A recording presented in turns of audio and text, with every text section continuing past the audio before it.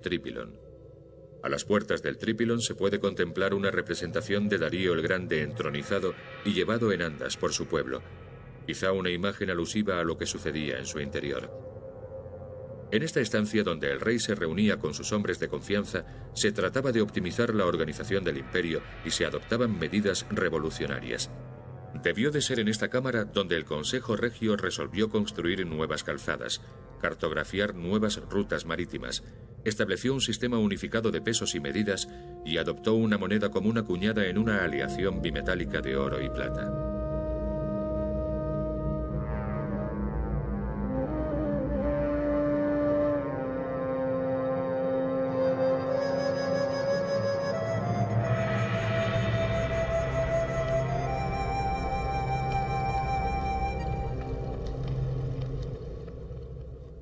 Los accesos meridional y septentrional del Trípilon, que conducen a las dependencias privadas del emperador, están adornados con bajorrelieves en los que éste aparece entrando y saliendo seguido por su servidumbre.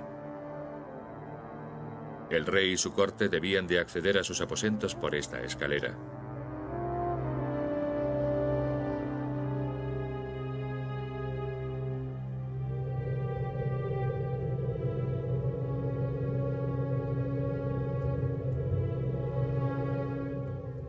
En el palacio de Darío el Grande, más te valía comportarte como es debido. De lo contrario, habrías de responder ante su guardián.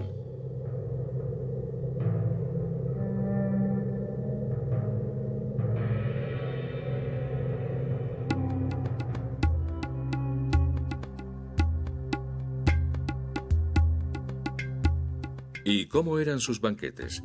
Estos relieves nos brindan una aproximación.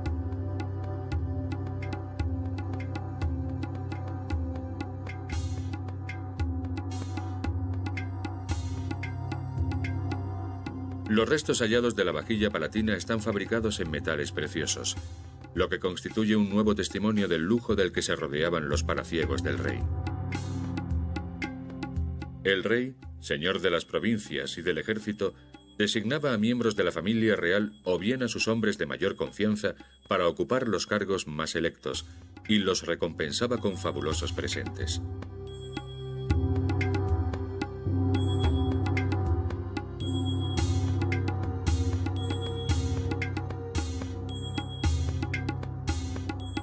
Un buen ejemplo es esta soberbia espada de oro que se exhibe en el Museo Arqueológico Irán Bastan de Teherán.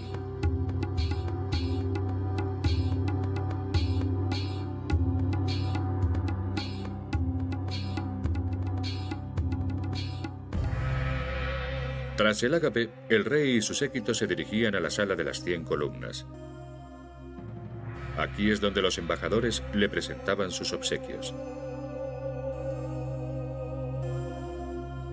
Los delegados de las naciones del imperio aguardaban en el atrio y cuando al soberano le placía concederles audiencia, eran invitados a entrar en la sala de las 100 columnas. Este salón era aún más amplio que la apadana, si bien se situaba en una terraza inferior. Ante esta sala se abría asimismo un magnífico pórtico. Su espléndido ornato nos da un indicio de la suntuosidad y el carácter sacro de la cámara. No todo el mundo tenía la oportunidad de presentarse ante el emperador, un Arqueménida. Aunque es asimismo trilingüe, está redactada en babilónico, elamita y persa, estas palabras arrojan luz sobre uno de los mayores líderes que hayan existido. Este es el sepulcro de Ciro el Grande, el hombre que partiendo de la nada edificó un imperio inconmensurable en tan solo unos años.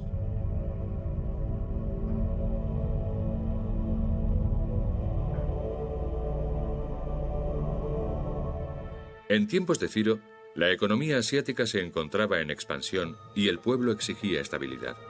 Deseaban el fin de la discordia entre las diversas tribus y pueblos.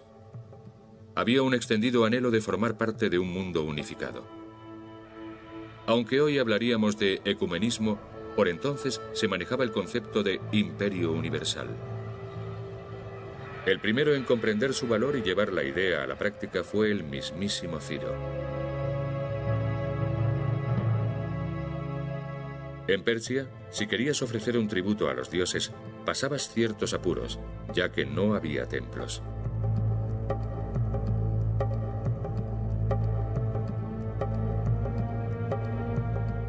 Por toda Persia, como aquí en Pasargada, se han hallado altares aislados en las cimas de las colinas.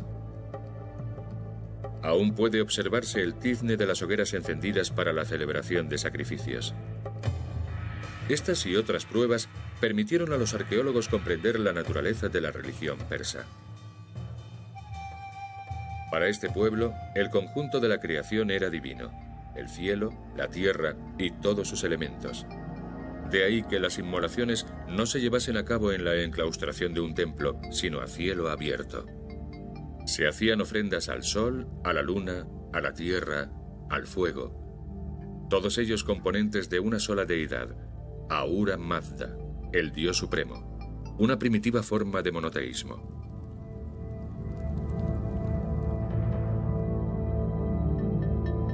Los persas, no obstante, no obligaron a las naciones de su imperio a convertirse al mazdeísmo, sino que les concedieron la libertad de culto. Sobre estos altares podías ofrecer sacrificios a cualquier divinidad que prefirieses. Nos encontramos en Susa, uno de los sitios arqueológicos más significativos de Irán. En la ciudad se han hallado reliquias datadas alrededor del año 4000 a.C.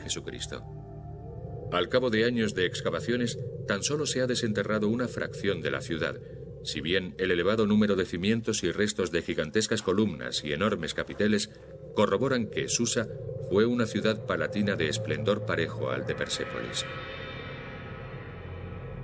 Según las fuentes históricas, a partir del año 512 a.C., bajo el gobierno de Darío I, Susa inició su período de auge, llegando a compartir la capitalidad con Persépolis.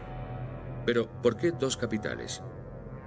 Persépolis, erigida a 1500 metros sobre el nivel del mar, permanecía cubierta de nieve durante la mayor parte del invierno, circunstancia esta que imposibilitaba buena parte de las tareas gubernativas. Dado el vastísimo imperio que debía regir, la administración no podía permitirse el lujo de echar el cierre a causa del mal tiempo. En lugar de eso, la labor del gobierno continuaba en Susa, una genuina capital por derecho propio. En Susa, los arqueólogos hallaron unos ladrillos vidriados que, como pronto descubrieron, formaban una imagen. Al recomponerla, como si de un rompecabezas se tratara, los azulejos comenzaron a narrar una historia. Aparecieron vistosas túnicas, joyas de oro, una jabalina, un arco y una aljaba. Figuras de perfil, personajes vestidos de forma diversa, animales exóticos, presentes llegados de los rincones más remotos del globo, colmillos de elefante, cerámica, telas y pieles de león. Cuando los arqueólogos que excavaban en Persépolis descubrieron estos bajorrelieves, se quedaron perplejos. ¿Por qué representarían en una sola obra a tantas gentes diferentes, procedentes de tierras tan distantes? Mas poco a poco fueron apareciendo indicios que brindaron la respuesta a los estudiosos. El pueblo representado con colmillos de elefante y un okapi es el etíope. El dromedario es típico de los árabes. El tocado puntiagudo evidentemente es propio de los escitas. Los asirios aparecen retratados con un carruaje. Y aquí están los hindúes con un pollino. 23 naciones en total, esculpidas en estas escaleras, representan el primer gran imperio de la historia, el Imperio Persa, y los muchos pueblos que convergían en su capital.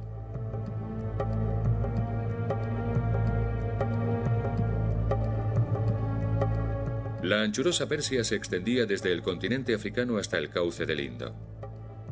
Englobaba las fértiles tierras de Egipto y Sudán. Abarcaba parte de Europa, los reinos de los escitas y los tracios. Ocupaba Arabia y los territorios babilónicos comprendidos entre el Tigris y el Éufrates. Por el nordeste llegaba hasta la actual Uzbekistán y por el sudeste hasta la India. Y en su centro, Persia, en todo su esplendor. Durante decenios, estas inscripciones constituyeron un desconcertante enigma para arqueólogos y paleógrafos.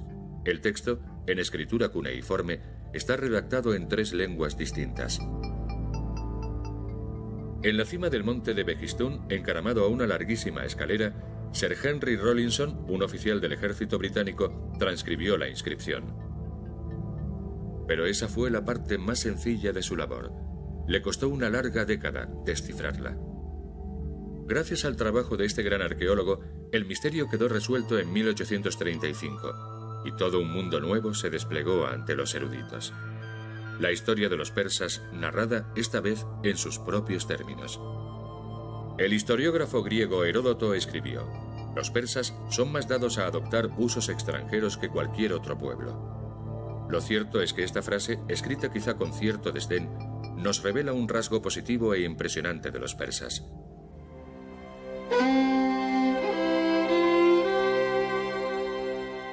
Nos encontramos en Pasargada, y este genio alado tiene todas las trazas de un típico personaje asirio.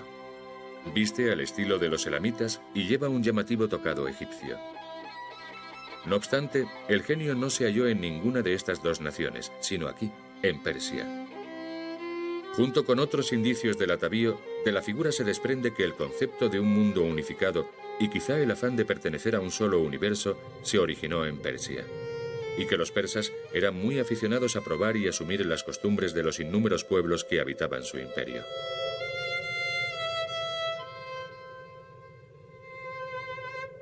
Pasagarda, fundada en 553 antes de nuestra era, fue la primera capital del imperio persa. Aunque posteriormente sus reyes la abandonarían en favor de Susa y Persépolis, jamás quedó arrumbada ni cayó en declive. De los tiempos de su capitalidad sobreviven inscripciones como esta.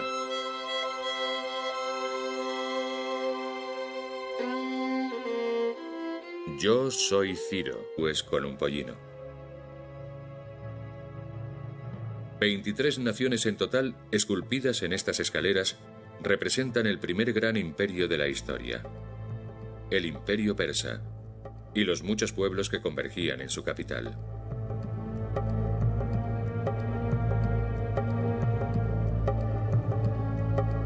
La anchurosa Persia se extendía desde el continente africano hasta el cauce del Indo.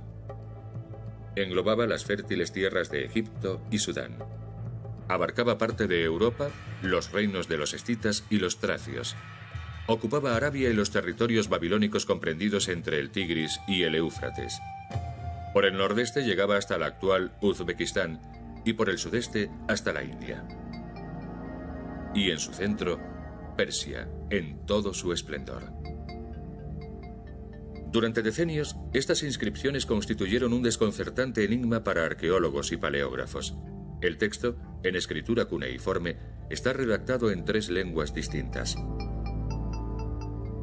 En la cima del monte de Begistún, encaramado a una larguísima escalera, Sir Henry Rawlinson, un oficial del ejército británico, transcribió la inscripción. Pero esa fue la parte más sencilla de su labor. Le costó una larga década descifrarla. Gracias al trabajo de este gran arqueólogo, el misterio quedó resuelto en 1835, y todo un mundo nuevo se desplegó ante los eruditos. La historia de los persas, narrada esta vez en sus propios términos. El historiógrafo griego Heródoto escribió: «Los persas son más dados a adoptar usos extranjeros que cualquier otro pueblo». Lo cierto es que esta frase, escrita quizá con cierto desdén, nos revela un rasgo positivo e impresionante de los persas.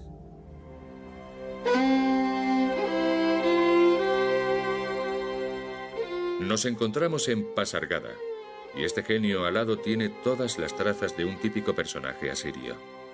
Viste al estilo de los elamitas y lleva un llamativo tocado egipcio. No obstante, el genio no se halló en ninguna de estas 2 naciones, sino aquí, en Persia. Junto con otros indicios del atavío, de la figura se desprende que el concepto de un mundo unificado y quizá el afán de pertenecer a un solo universo se originó en Persia, y que los persas eran muy aficionados a probar y asumir las costumbres de los innúmeros pueblos que habitaban su imperio.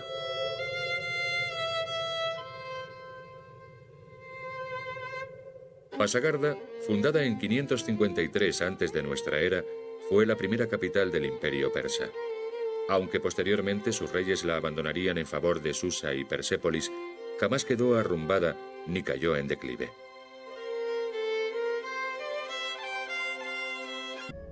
Presentes llegados de los rincones más remotos del globo, colmillos de elefante, cerámica, telas y pieles de león. Cuando los arqueólogos que excavaban en Persépolis descubrieron estos bajorrelieves, se quedaron perplejos. ¿Por qué representarían en una sola obra a tantas gentes diferentes, procedentes de tierras tan distantes? Mas poco a poco fueron apareciendo indicios que brindaron la respuesta a los estudiosos. El pueblo representado con colmillos de elefante y un okapi es el etíope. El dromedario es típico de los árabes. El tocado puntiagudo evidentemente es propio de los escitas. Los asirios aparecen retratados con un carruaje. Y aquí están los hindúes con un pollino. 23 naciones en total, esculpidas en estas escaleras, representan el primer gran imperio de la historia, el Imperio Persa, y los muchos pueblos que convergían en su capital.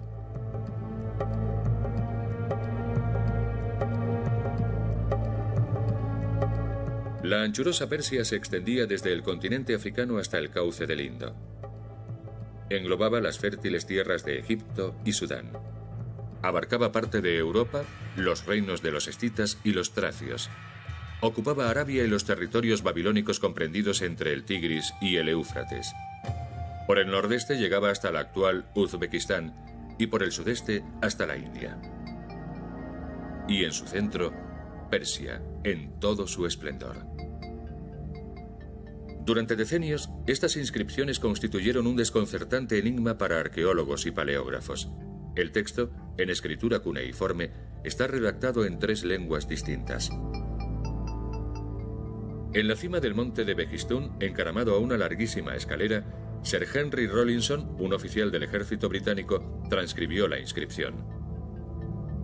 Pero esa fue la parte más sencilla de su labor. Le costó una larga década descifrarla. Gracias al trabajo de este gran arqueólogo, el misterio quedó resuelto en 1835. Y todo un mundo nuevo se desplegó ante los eruditos. La historia de los persas, narrada esta vez en sus propios términos. El historiógrafo griego Heródoto escribió: los persas son más dados a adoptar usos extranjeros que cualquier otro pueblo. Lo cierto es que esta frase, escrita quizá con cierto desdén, nos revela un rasgo positivo e impresionante de los persas.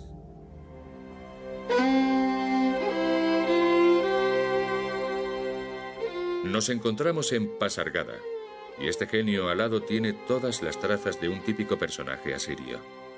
Viste al estilo de los elamitas y lleva un llamativo tocado egipcio, llegando a compartir la capitalidad con Persépolis. Pero, ¿por qué 2 capitales? Persépolis, erigida a 1500 metros sobre el nivel del mar, permanecía cubierta de nieve durante la mayor parte del invierno, circunstancia esta que imposibilitaba buena parte de las tareas gubernativas. Dado el vastísimo imperio que debía regir, la administración no podía permitirse el lujo de echar el cierre a causa del mal tiempo. En lugar de eso, la labor del gobierno continuaba en Susa, una genuina capital por derecho propio. En Susa, los arqueólogos hallaron unos ladrillos vidriados que, como pronto descubrieron, formaban una imagen. Al recomponerla, como si de un rompecabezas se tratara, los azulejos comenzaron a narrar una historia. Aparecieron vistosas túnicas, joyas de oro, una jabalina, un arco y una aljaba. ¿Quiénes eran estos guerreros tan ricamente ataviados? Las excavaciones de Susa se iniciaron en 1884. El equipo arqueológico compuesto por el matrimonio Dieulafoy fue el primero en comprender que se trataba de una fuerza de élite del ejército persa.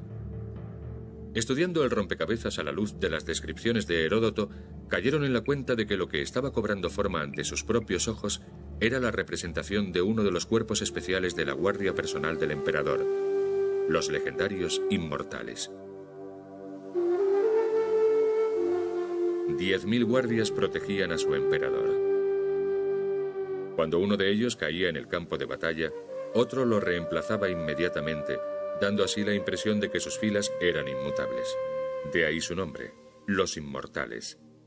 El rey al que custodiaban era la encarnación del Estado unificado, del poder capaz de imponer el orden, y en algunas regiones del imperio era considerado una divinidad.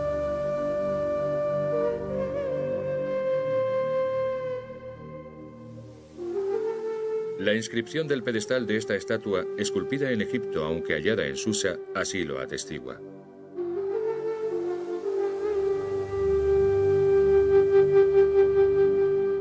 Tuyos son, Darío, el poder y la firmeza. Todas las planicies y montañas se encuentran bajo tus sandalias. Tuyos son el alto y el bajo Egipto, que veneran tu admirable semblante como si fuese el de Ra por los siglos de los siglos. El magnífico yacimiento de Persépolis, uno de los más prominentes del mundo, permaneció oculto por espacio de 2 milenios. Las tropas de Alejandro Magno, en el transcurso de la bacanal destructiva con que celebraron la conquista de la capital persa, devastaron la ciudad hasta sus mismos cimientos. A continuación, el tiempo y la información acerca de las varias fases de construcción de la ciudad palatina de Persépolis. Examinando las ruinas de edificios a la luz de la traducción de este y otros textos, los arqueólogos lograron atribuir cada nueva área excavada a un emperador en particular.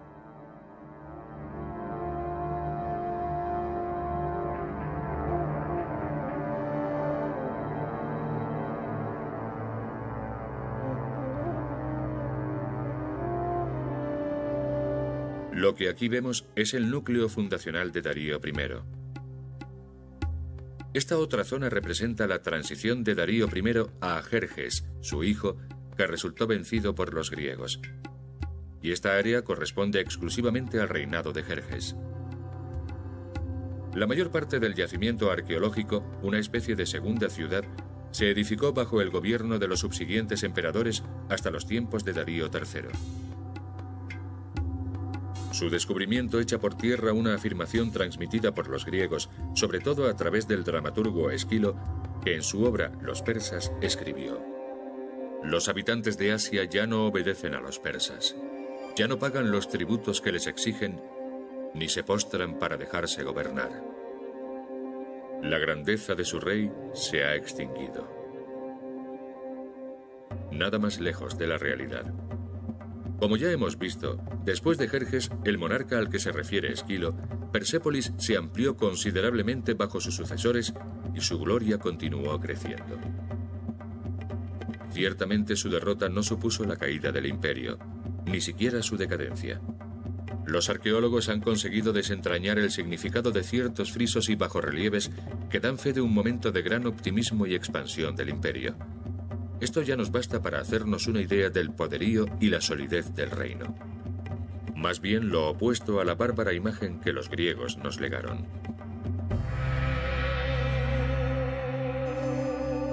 De entre estos testimonios de la antigüedad, los arqueólogos han entresacado imágenes que representan embajadas de diversos pueblos. Personajes de rostro digno y porte enhiesto, conducidos por un chambelán persa ante la presencia del Rey de Reyes. Sus preciosos y simbólicos presentes nos proporcionan una imagen muy distinta a la de otros grandes emperadores de la historia, que por lo general preferían retratar a sus súbditos cargados de cadenas.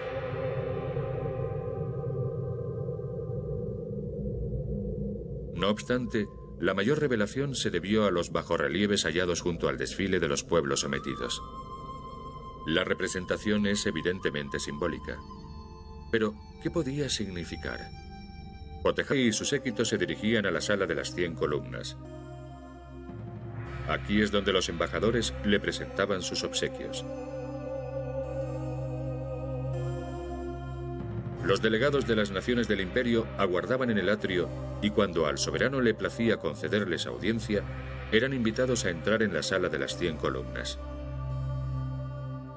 Este salón era aún más amplio que la apadana, si bien se situaba en una terraza inferior. Ante esta sala se abría asimismo un magnífico pórtico. Su espléndido ornato nos da un indicio de la suntuosidad y el carácter sacro de la cámara. No todo el mundo tenía la oportunidad de presentarse ante el emperador. Un Arqueménida. Aunque es asimismo trilingüe, está redactada en babilónico, elamita y persa. Estas palabras arrojan luz sobre uno de los mayores líderes que hayan existido. Este es el sepulcro de Ciro el Grande, el hombre que, partiendo de la nada, edificó un imperio inconmensurable en tan solo unos años.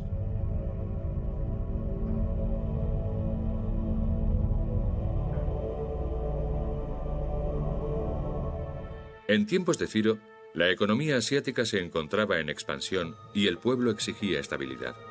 Deseaban el fin de la discordia entre las diversas tribus y pueblos. Había un extendido anhelo de formar parte de un mundo unificado. Aunque hoy hablaríamos de ecumenismo, por entonces se manejaba el concepto de imperio universal. El primero en comprender su valor y llevar la idea a la práctica fue el mismísimo Ciro. En Persia, si querías ofrecer un tributo a los dioses, pasabas ciertos apuros, ya que no había templos.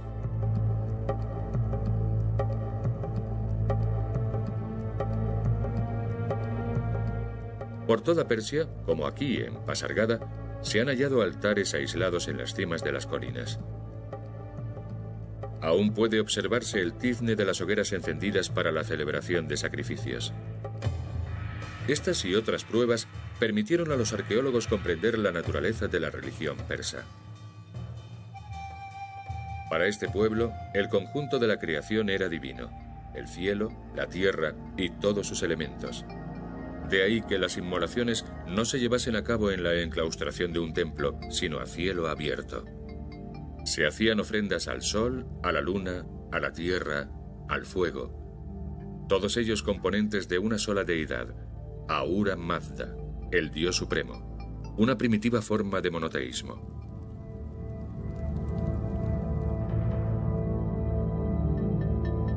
Lo que custodiaban era la encarnación del Estado unificado, del poder capaz de imponer el orden, y en algunas regiones del imperio era considerado una divinidad.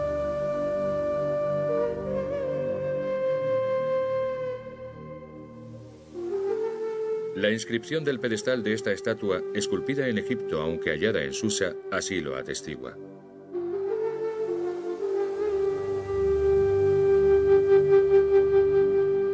Tuyos son, Darío, el poder y la firmeza.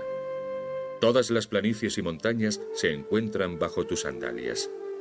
Tuyos son el alto y el bajo Egipto, que veneran tu admirable semblante como si fuese el de Ra por los siglos de los siglos. El magnífico yacimiento de Persépolis, uno de los más prominentes del mundo, permaneció oculto por espacio de 2 milenios. Las tropas de Alejandro Magno, en el transcurso de la bacanal destructiva con que celebraron la conquista de la capital persa, devastaron la ciudad hasta sus mismos cimientos. A continuación, el tiempo y la arena la enterraron durante siglos. Una de las áreas excavadas en el solar donde se asentaba el complejo palacial. Sin embargo, a su alrededor se extiende toda una ciudad compuesta por las viviendas de los siervos y los artesanos, talleres y todo lo necesario para abastecer a la corte del soberano, que aún aguarda para ser descubierta y revelar más secretos. Esta tablilla de oro de 4 kilos de peso, que en sí misma ya constituye un tesoro, es un privilegio real y ofreció a los especialistas información acerca de las varias fases de construcción de la ciudad palatina de Persépolis. Examinando las ruinas de edificios a la luz de la traducción de este y otros textos, los arqueólogos lograron atribuir cada nueva área excavada a un emperador en particular.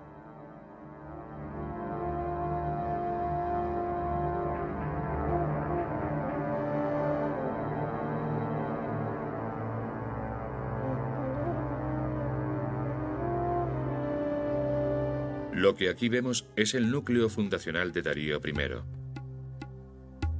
Esta otra zona representa la transición de Darío I a Jerjes, su hijo, que resultó vencido por los griegos. Y esta área corresponde exclusivamente al reinado de Jerjes. La mayor parte del yacimiento arqueológico, una especie de segunda ciudad, se edificó bajo el gobierno de los subsiguientes emperadores hasta los tiempos de Darío III. Su descubrimiento echa por tierra una afirmación transmitida por los griegos, sobre todo a través del dramaturgo Esquilo, que en su obra Los persas escribió: los habitantes de Asia ya no obedecen a los persas, ya no pagan los tributos del reino. Más bien lo opuesto a la bárbara imagen que los griegos nos legaron.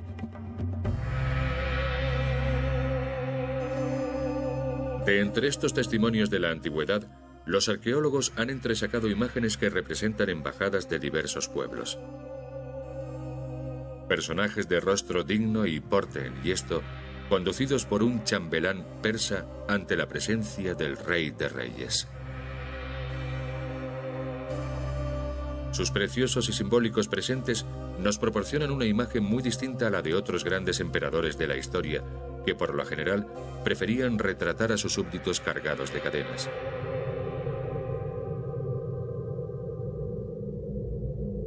No obstante, la mayor revelación se debió a los bajorrelieves hallados junto al desfile de los pueblos sometidos. La representación es evidentemente simbólica. Pero, ¿qué podía significar? Cotejando los símbolos astrales con el calendario persa, los investigadores han comprobado que se trata de la constelación de Leo desplazando a Tauro. Estamos, por tanto, en el primer día de la primavera, una festividad conocida como Nuruz. Este día, las gentes procedentes de las regiones vecinas acudían en masa y acampaban en torno al centro del mundo, inaugurando así la mayor celebración del imperio.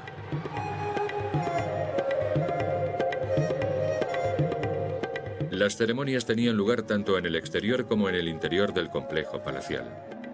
Los invitados a palacio eran agasajados.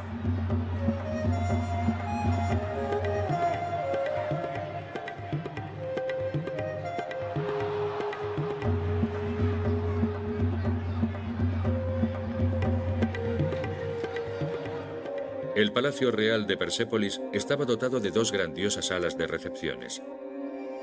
La primera es la Apadana, la segunda la Sala de las 100 columnas. Entre ambas se encuentra el Trípilon, una dependencia para uso privado del rey y sus consejeros, y tras ella se accede a las habitaciones del soberano. Tan solo las delegaciones de los dominios imperiales y los miembros del cortejo real tenían permitida la entrada a las salas de audiencias. Tras ascender por la espléndida escalinata al nivel de las cámaras regias, situadas a 4 metros de altura con respecto al atrio, los embajadores se agolpaban en la Apadana después de atravesar este grandioso pórtico. Las puertas y jambas del palacio estaban labradas en piedra, un material sumamente abundante en los alrededores de Persépolis, encaramada como estaba en una terraza de roca viva. Los muros, en cambio, estaban revestidos de terracota.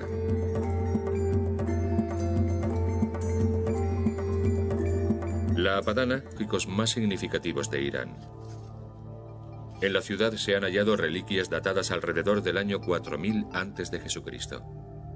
Al cabo de años de excavaciones, tan solo se ha desenterrado una fracción de la ciudad, si bien el elevado número de cimientos y restos de gigantescas columnas y enormes capiteles corroboran que Susa fue una ciudad palatina de esplendor parejo al de Persépolis.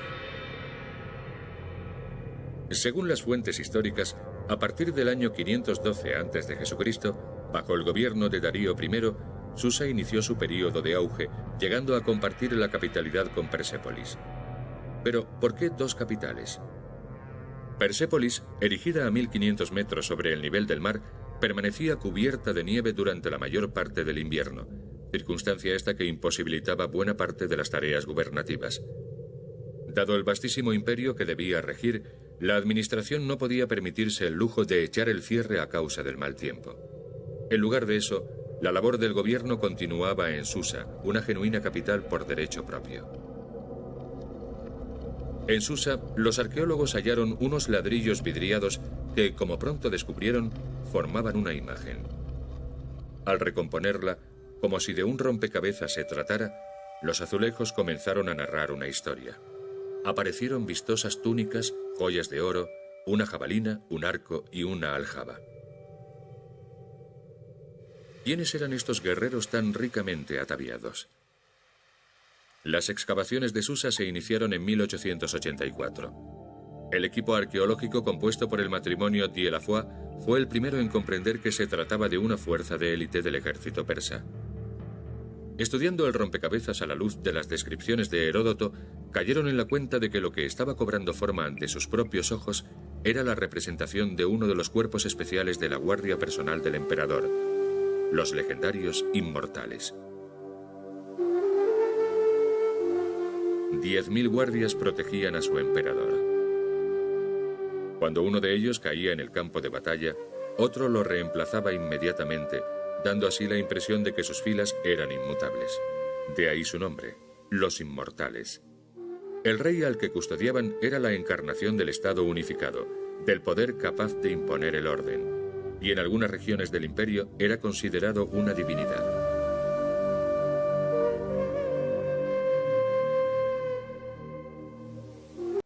Xtorix, suscríbete.